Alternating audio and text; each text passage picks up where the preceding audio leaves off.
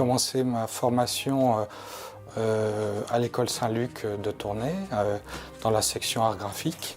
J'ai commencé à faire des stages chez un photographe, dans un labo aussi.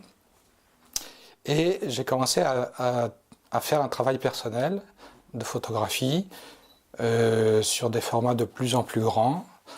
Et jusqu'au jour où j'ai découvert la toile émulsionnée. Et en l'espace de quelques mois, j'ai basculé complètement vers la peinture parce que ce qui m'intéressait, c'était la réalité subjective et non la réalité objective de la photo. Effectivement, commencer à travailler à l'acrylique, ça convenait beaucoup mieux à ma façon de vouloir représenter les choses.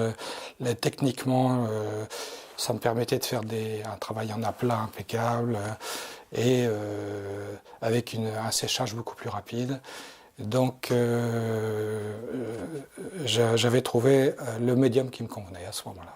Moi, ce qui m'intéresse, c'est de créer une réalité qui n'est pas photographique. C'est-à-dire, je prends des éléments, je les compose en fonction d'autres éléments, mais dans une réalité onirique en fait. Mes fonds sont souvent des aplats et la composition est assez épurée. Warhol, effectivement, c'est un de mes peintres qui m'ont influencé, au même titre que Francis Bacon ou David Hockney aux États-Unis. Et en France, c'est plutôt la figuration narrative qui est le pendant du mouvement pop américain en France, qui a démarré dans les années 60 avec des gens comme Jacques Monory, Valerio Adami, Peter Claesen.